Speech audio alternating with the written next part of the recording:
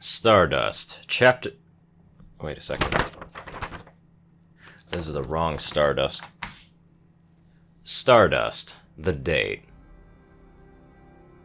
You step outside, humming to yourself. Every day is just as nice as today in Equestria, perhaps a little warmer than you would prefer, but everything else is perfect.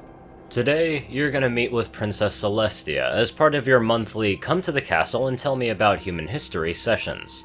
Mostly you just talk out of your ass, mixing whatever few facts you can remember with some serious bullshit. I mean, it's not like she'll ever find out, right? Passing by a few young couples being overly intimate with each other, you frown. Why does everything always have to remind you of how lonely you are? Not only had you been alone for a while back on Earth, but here there aren't even any other humans. You pick up the pace a little, eventually coming waist to face with the little guard horses in front of the giant doors. "Halt! Criminal scum!" you blurt out. "What?" He looks back at his partner, shaking his head. "State your business, creature." "Celestia wanted Princess Celestia," he shouts in indignation. "Princess Celestia wanted me to tell her about the world I come from. We do this once a month." He stares a bit before lowering a spear. "Right. You're that weird ape who loves messing with our beloved princess." "Messing with her? For whatever reason, she seems to buy into your lies." "You mean, you know? Every pony knows. Except for her, it seems." "Lame." He walks a little to the side, allowing your entrance. "Hey, Princess." "Anonymous." The White Alicorn exclaims, dropping a tiny brush. "Just the man I wanted to see." That word just doesn't feel right in the pony's mouth.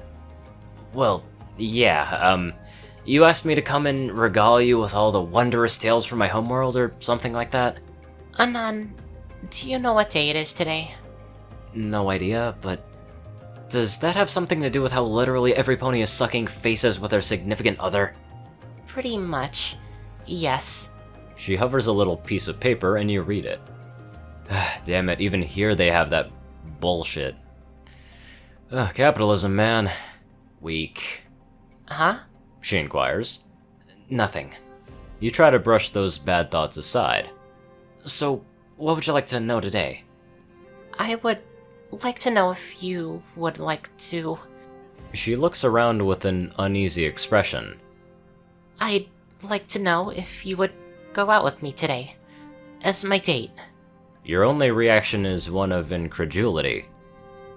"Are you serious?" "I've been alone for much, much longer than you have ever been alive, and I know you must feel lonely too, being the only one of your kind in Equestria." I guess so? Your mind is still reeling. This whole situation feels surreal. "I know that you don't see me in the same way that other ponies do. They always try to get my attention and they're always polite, and some are even intimidated by my presence, but you're just yourself." "That's true," you say, bringing a hand to your chin. It must suck to never have anyone behaving naturally around you. "And so, I would like for once to be able to spend some informal time with someone who could maybe see me as a potential mate."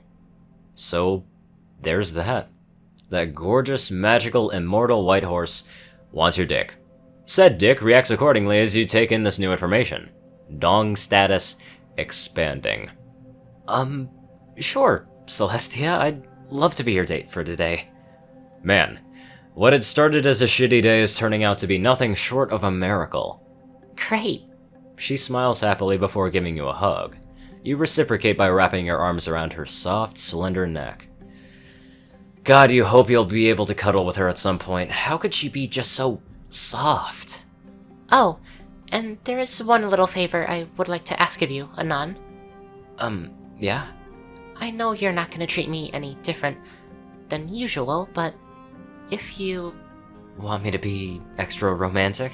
You smile. She averts her gaze. "No.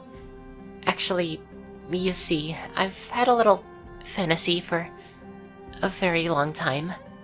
Go on, you encourage her. "And until you arrived in Equestria, I couldn't think of a single pony who would have the guts to indulge me. I want you to treat me roughly. But roughly? You repeat after her. You know, boss me around, smack my butt in public. Okay, I guess, but why though? You're still trying to process what she just said.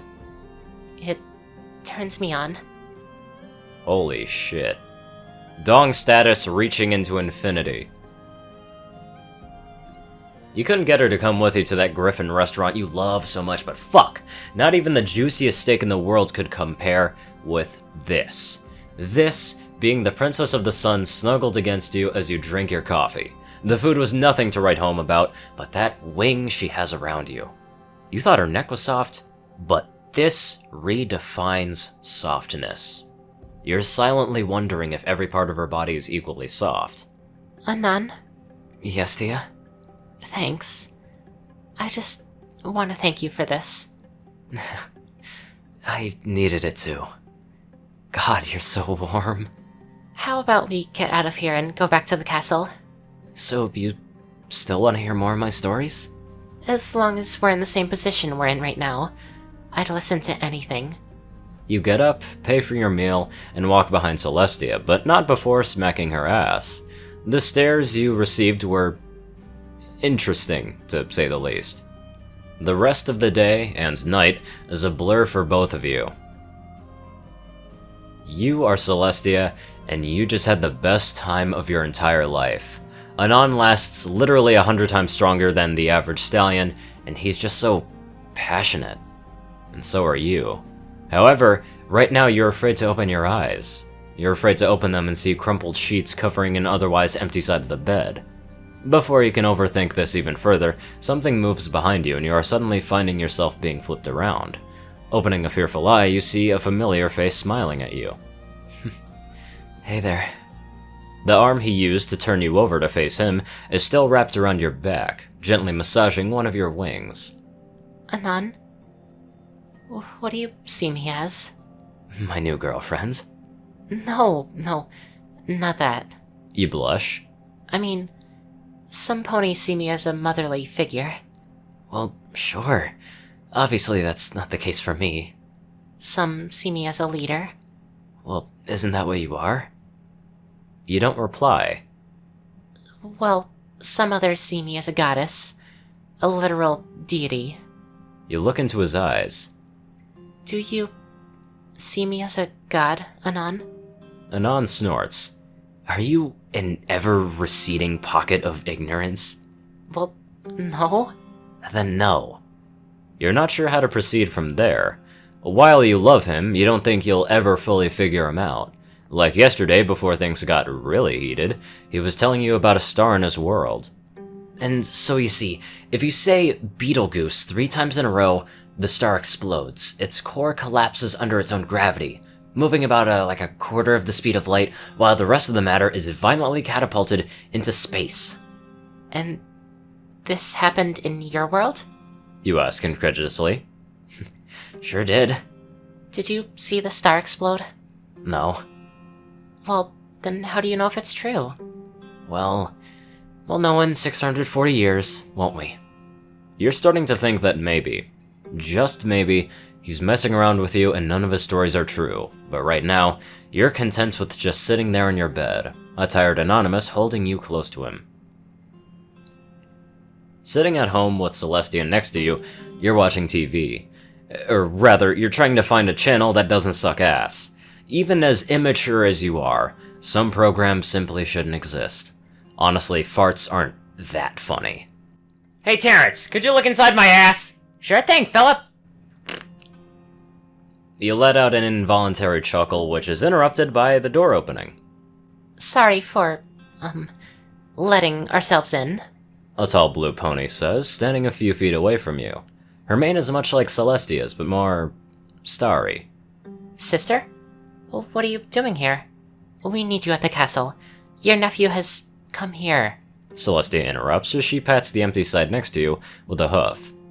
Celestia, what do you... Just get your butt over here. she says with a smile, beckoning her sister closer. Before you can object, you find yourself sitting with a horse on each side of you.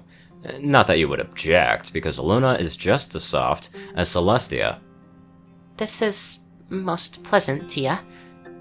We had not felt such a warmth in a very long time. This human of yours is certainly cuddly. You have no idea what's going on, but it feels good. It feels really good.